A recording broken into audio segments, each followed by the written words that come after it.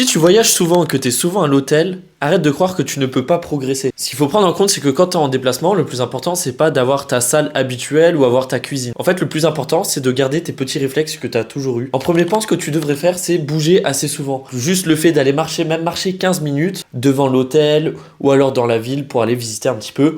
C'est hyper important de garder une activité physique plutôt que de rester dans ta chambre d'hôtel et ne pas bouger. Soit tu peux aller marcher 15 minutes, aller faire un petit footing si tu as l'habitude. Alors la deuxième chose à éviter, c'est ce que proposent les hôtels. Donc là par exemple, il y a des bonbons, il y a du vin, des chips, des chocolats.